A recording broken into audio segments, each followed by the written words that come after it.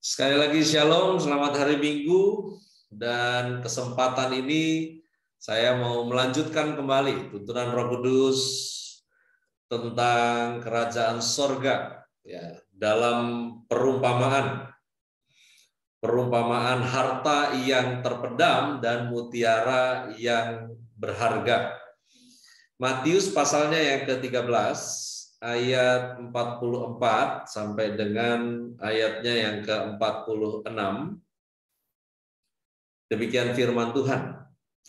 Hal kerajaan sorga itu seumpama harta yang terpendam di ladang, yang ditemukan orang, lalu dipendamkannya lagi.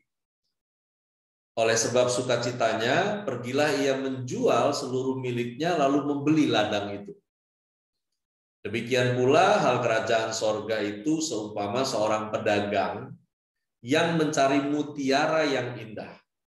Setelah ditemukannya mutiara yang sangat berharga, ia pun pergi menjual seluruh miliknya, lalu membeli mutiara itu. Perumpamaan demi perumpamaan yang disampaikan sehubungan dengan kerajaan sorga tidak semua ada di seluruh Injil. Ya, berapa di antaranya yang ini hanya dicatat oleh Matius. Ya, perumpamaan hal kerajaan sorga tentang harta yang terpendam dan mutiara yang berharga. Menarik adalah dua-duanya ini sama-sama membayar dengan harga yang mahal. Namun perbedaannya yang satu menemukan, yang satu mencari. Namun endingnya dua-duanya membayar harga berapapun untuk mendapatkan hal kerajaan sorga tersebut. Ada yang menemukan, ya, saya lanjutkan ya tampilan materinya, hal kerajaan sorga. Kebenaran, damai sejahtera, sukacita oleh Roh Kudus, kuasa. Seumpama harta yang terpendam di ladang, yang ditemukan orang, lalu dipendamnya lagi. Ini bagus banget etikanya ya. Dia bukan ambil, tapi dia nemu, nggak tahu ngapain nih. Karena ini lahannya orang ya. Yang pertama ini dia menemukan. Setelah dia menemukan, dia pendam lagi, lalu kemudian dia jual seluruh miliknya, lalu membeli ladang itu. Menariknya adalah di kedua perumpamaan ini tidak ada tercantum harganya. Ya. Tidak tercantum itu harganya berapa, tapi kedua-duanya itu menjual seluruh milik mereka untuk membeli. Yang satu membeli ladangnya, yang satu untuk membeli mutiara itu. Jadi yang punya mutiara juga nggak tahu jualnya berapa, nggak ada catatan. Yang punya ladang juga ngejual ladangnya berapa, nggak ada catatan. Tapi yang pasti dia si yang nemu dan yang mencari ini menjual semua miliknya, dan ini pasti angka yang di luar ekspektasi daripada si pemilik sebelumnya. Namun ini yang saya mau sampaikan bahwa oleh sebab sukacitanya, dia pergi menjual seluruh miliknya lalu membeli ladang itu. Perumpamaan ini, hal kerajaan sorga seharusnya direspon oleh setiap kita orang percaya sedemikian rupa. Di mana tidak ada lagi yang lebih berharga selain perkara kerajaan sorga. Di mana keberadaan Roh Allah di dalam diri Anda dan saya yang menjadikan kita nih, si orang percaya ini menjadi imamat yang rajani, ya, bangsa yang kudus, umat kepunyaan Allah. Nggak ada yang melebihi nilai itu. Dan kemudian ada yang mencari. Kalau ini yang menemukan, ada yang mencari. Ya. Hal kerajaan sorga, kebenaran, damai sejahtera, sukacita oleh Roh Kudus, kuasa, ini seumpama seorang pedagang yang mencari mutiara. Kalau tadi seumpama harta yang terpendam, orang menemukannya. Kalau yang ini memang dia nyari. Ya. Dan setelah dia ketemu, dia jual seluruh miliknya lalu beli mutiara itu. Responnya sama. Pokoknya gimana caranya saya mesti dapat. Dan bicara harga nggak perlu tanya apa yang ada pada saya sekarang, udah nggak penting lagi, yang penting saya dapat itu. Saya percaya ketika Yesus sampaikan ini juga harusnya jadi pesan buat kita gereja Tuhan di masa kini, bahwa tidak ada yang lebih berharga selain Tuhan yang memerintah dalam kehidupan kita masing-masing sebagai orang percaya. Karena itu ini adalah angka yang nggak bisa disebutkan. Hal yang harusnya menjadi harta Anda dan saya, di mana beberapa ayat yang lain akan menjelaskan mengenai harta rohani dalam bejana tanah liat. Apa itu? Itulah perkara hal kerajaan sorga. Filipi pasalnya yang ketiga, ayat 7 sampai dengan ayat yang ke-9. Tetapi apa yang dahulu merupakan keuntungan bagiku, sekarang kuanggap rugi karena Kristus. Malahan segala sesuatu kuanggap rugi, karena pengenalan akan Kristus Yesus Tuhanku lebih mulia daripada semuanya.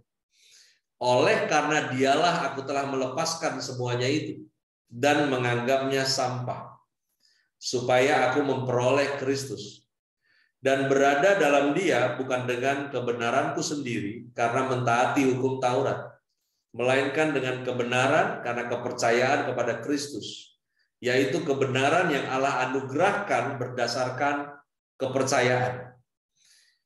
Di sini beberapa kali mungkin jemaat Tuhan mendengarkan tentang ayat ini, di mana Paulus mengatakan menjadi serupa seperti Kristus itu adalah sebuah proses perjalanan hidup yang terus-menerus dilakukan dalam bentuk pengenalan akan Tuhan.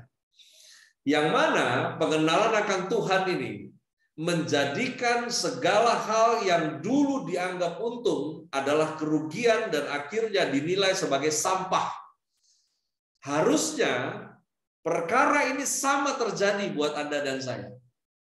Bahwa ketika Roh Tuhan tinggal di dalam diri Anda dan saya, mengoperasikan kerajaan sorga dalam keberadaan diri kita itu harusnya lebih dari apapun harganya. Berapa waktu lalu dalam undangan pelayanan, memang lucu kadang-kadang orang undang pelayanan ini. Tidak terjadi tawar-menawar sih, tetapi terjadi penawaran. Dan penawaran itu lewat referensi yang memberikan nama saya untuk melayani. Di mana si referensi ini, ya, yang mereferensikan ini kemudian menyampaikan. Jadi dia kayak jembatan gitu, menyampaikan. Pak Pendeta, kata yang punya acara, sekian juta cukup nggak? Ya. Saya bilang tidak ada tarif untuk melayani. Nah terus gimana dong? Ya nggak gimana-gimana. Tapi kalau ada orang yang mau mengukur pemberiannya, sebaiknya belajar dari kondisi yang ada di Bait Allah, di mana seorang janda miskin memberikan, seorang Farisi memberikan. Dan kenapa Tuhan memuji yang janda miskin? Karena dia memberi dari kekurangannya, sementara yang Farisi memberi dari kelebihannya. Oleh karena itu bukan nominalnya, tetapi sikapnya. Dari sikap, Anda dan saya mencerminkan apa yang berharga. Dari sikap, maka sebetulnya menentukan berapa harga Anda menghargai, bukan harga barangnya itu. Karena itu, kalau yang satu menemukan harta terpendam lalu kemudian menjual seluruh miliknya, dan si pedagang yang cari mutiara ketemu tuh mutiara kemudian menjual segala miliknya untuk membayar itu mutiara, maka sebetulnya secara hitung-hitungan perhitungannya justru bukan pada barangnya, tetapi bagaimana si orang yang menemukan dan si pedagang tadi memperlakukan, dan yaitu yang muncul nilainya dari dia. Harusnya hal yang sama itu juga berlaku buat Anda dan saya. Ketika kita berurusan dengan perkara-perkara Tuhan, kamu harusnya juga nggak hitung-hitungan. 10 tahun terakhir ini saya nggak tahu berapa kali kamu ganti handphone. Sementara Alkitabmu nggak pernah ganti karena mungkin bersih, nggak pernah kamu baca-baca. Atau berapa banyak di antaramu yang punya anak kecil, tapi kamu lebih pilih beli barang yang lain ketimbang beli Alkitab anak kecil buat anakmu. Yang ketika harganya cuma 10.000, 100.000, terus kemudian kamu compare itu dengan harga beras berapa liter. Berarti beras itu lebih berharga daripada nilai keselamatan yang Tuhan berikan. Miris kan? Ya, kalau begitu caranya. Saya 2 tahun terakhir ini tidak belanja buku karena bukan faktor ekonomi, tetapi karena faktor penerbitan tidak berjalan. Maka tidak ada buku-buku baru yang diproduksi untuk bisa dikonsumsi, menambah wawasan dalam pelayanan ini. Makanya 2 tahun ini absen. Belanja buku paling 1-2 ada. Tapi tahun-tahun sebelumnya itu pertengahan tahun, akhir tahun, pembelanjaan buku itu bisa kita habiskan 5-10 juta untuk buku rohani tentunya. Kenapa?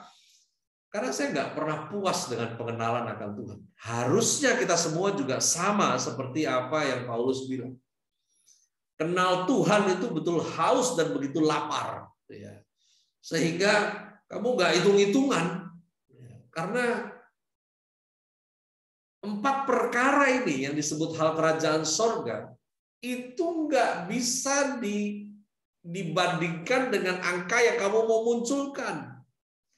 Karena itu, buat yang nyari sudah ketemu, buat Anda yang ketemu, yang menemukan 4 perkara ini, dengar baik-baik. Kebenaran, berapapun harganya, jangan pernah lepaskan. Karena hanya kebenaran yang bikin hidup kamu jadi merdeka. Bukan bacotnya orang, tapi firman. Oleh karena itu, berapapun harganya jangan pernah lepaskan. Apa yang dilepaskan? Jangan berhenti belajar firman. Jangan berhenti menggali kebenaran itu. Jangan berhenti. Karena firman yang membuat Anda dan saya merdeka. Berapapun harganya, jangan pernah lepaskan. Karena oleh kebenaran, hidup ini dibangun berdasarkan iman. Iman itu kan source-nya, sumbernya dari firman. Ketika Anda dan saya berhenti mempelajari firman, berhentilah bangunan Allah pada hidup Anda. Karena oleh kebenaran, kita tetap bersekutu dengan Tuhan. Kan orang benar hidup oleh iman. Berarti ketika Anda berhenti untuk menarik sumbernya, berhentilah kau hidup sebetulnya untuk Tuhan. Karena itu, berapapun harganya, kebenaran jangan pernah lepaskan. Terus gali, terus pelajari. Jangan sesekali. Yang kurang ajar tuh gini ya. Mengenal Tuhan mau sekali-sekali, tapi berkatnya mau terus-terusan. Itu lebih jahat dari rampok. Gitu. Gak mungkin Anda akan mengalami blessing restu yang dari Tuhan kalau Anda berhenti untuk mengenal Dia. Yang kedua, damai sejahtera. Berapapun harganya, jangan pernah lepaskan. Jangan pernah lepaskan. Apa yang ada pada Anda lepasin nggak apa-apa, tapi damai sejahtera jangan sampai terlepas. Ini sikap yang Yesus mau Anda dan saya belajar dari orang yang menemukan harta terpendam, dari pedagang yang mencari mutiara itu. Damai sejahtera. Kenapa jangan pernah dilepaskan? Karena itulah rancangan Tuhan buat Anda dan saya. Damai sejahtera. Itu blueprint-nya. Ya. Ini kalimat yang luar biasa kalau diartikan. Ya. Di mana Sudah damai sejahtera lagi. Tidak ada ketenangan yang bisa menggantikan damai sejahtera. Dunia itu sibuk ganti-ganti istilah untuk menemukan damai sejahtera. Dunia itu sibuk gonta-ganti cara untuk menemukan damai sejahtera. Sementara kamu, saya udah ketemu. Siapa yang percaya Yesus Kristus Tuhan, Anda udah ketemu damai sejahtera. Dan hanya yang dari Yesus damai sejahtera itu. Kalau dunia masih masih ngoprek sampai sekarang, istilahnya kalau orang mekanik tuh masih ngoprek gitu, masih ngulik gitu damai. Sampai akhirnya sekarang muncullah pengganti kata liburan dengan healing. Kenapa kok bisa diganti itu istilah liburan dengan healing? Karena memang dunia cari-cari damai sejahtera, nggak ketemu-ketemu. Nah, yang repot, Anda dan saya yang sudah ketemu, malah diabaikan si damai sejahtera itu. Itu yang Tuhan rancang buat Anda dan saya. Hanya ketenangan yang dari Tuhan yang tidak terpengaruh keadaan. Ketenangan yang dari Tuhan itu dia muncul dari dalam. Karena kebenaran, maka muncullah damai sejahtera. Kalau Anda nggak peduli kebenaran, nggak pernah muncul damai sejahtera dari dalam diri. Suasana itu bukan damai sejahtera. Damai sejahtera itu muncul dari kebenaran yang diolah di dalam batin Anda. Karena itu, orang yang damai sejahteranya dari Tuhan, mau berisik juga tetap bisa tidur. Apapun situasinya tetap bisa pules. Karena ketenangan yang dari Tuhan itu nggak bisa dipengaruhi oleh keadaan. Anda bisa akal-akalan, mau tidur pasang YouTube yang lagu spa, ya. Tinggal pilih mau spa yang melodinya versi Bali atau yang versinya mau angklung Sunda, Anda bisa setting. Atau mau pilih suara apa? Pilih suara sungai, pilih suara frog, atau kamu mau pilih suara hujan untuk kamu tidur ya tenang. Kalau saya sih nggak butuh ya, karena damai sejahtera yang dari Tuhan nggak ngefek. Bahkan mungkin saking tenangnya saya nyetir aja kadang-kadang lagi nyetir bisa tidur gitu saking damai sejahtera. Yang ketiga adalah sukacita oleh Roh Kudus. Sukacita oleh Roh Kudus, berapapun harganya, jangan pernah lepaskan. Karena hidup ini menyenangkan hanya bagi orang yang senang membuat Tuhan itu senang. Hidup ini menjadi tidak menyenangkan kalau dia sibuk untuk menyenangkan dirinya sendiri. Di mana orang percaya yang senang untuk menyenangkan hati Tuhannya, maka hidupnya menjadi menyenangkan.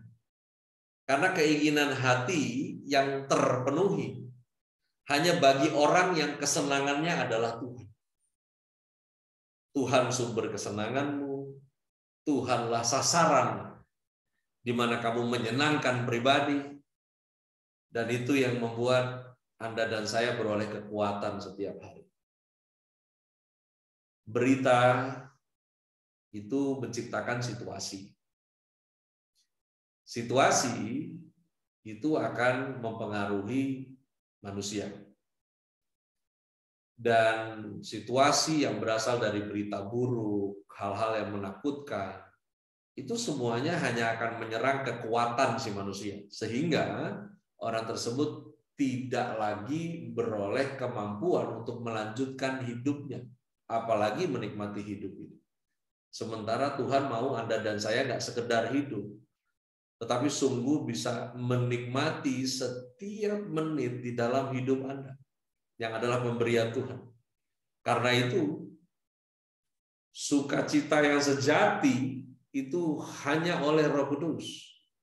Itu nggak bisa kamu beli dari mana juga. Mungkin kamu bisa ketawa sebentar-sebentar lihat video-video pendek di TikTok, di snack video mungkin ya, ketawa sebentar. Ingat, sukacita bukan sekedar tertawa. Sukacita itu adalah sebuah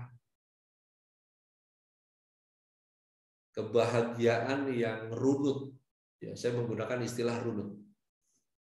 Di mana dari Roh Kudus menyentuh roh Anda sampai ke jiwamu, termanifestasi pada tubuhmu.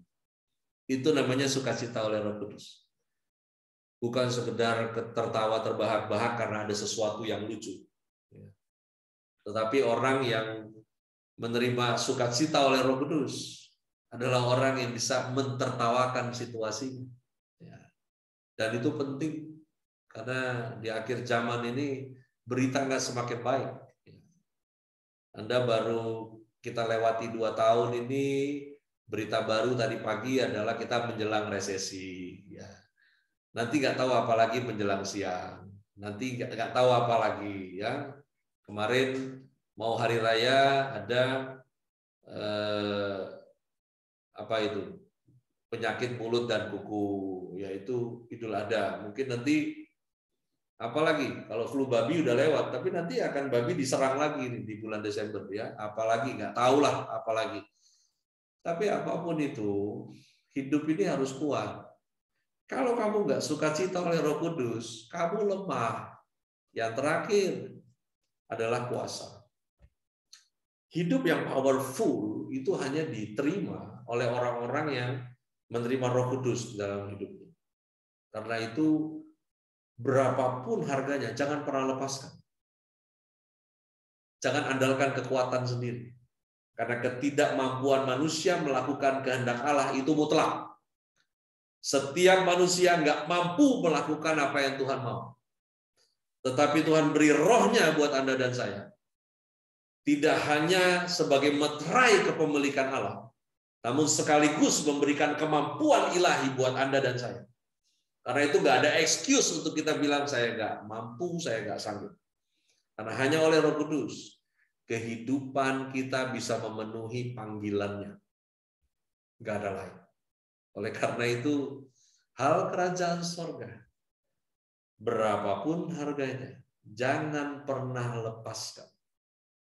Karena Anda nggak akan pernah sampai pada kehidupan kekal kalau Anda tidak mempertahankan kebenaran, damai sejahtera, sukacita oleh Roh Kudus, dan kuasa. Karena hanya itu yang menjadikan Anda dan saya sampai. Hal itulah yang Alkitab mengatakan, tetaplah kerjakan keselamatan. Di mana kita terus menggarap hidup ini dengan kebenaran, damai sejahtera, sukacita oleh Roh Kudus, dan kuasa. Sehingga hidup Anda dan saya sampai pada janji yang Tuhan sediakan. Dan akhirnya semua yang Dia siapkan, yang Dia sediakan, nggak ada satupun yang terlewat bagi hidupmu. Tuhan Yesus memberkati kita sekalian.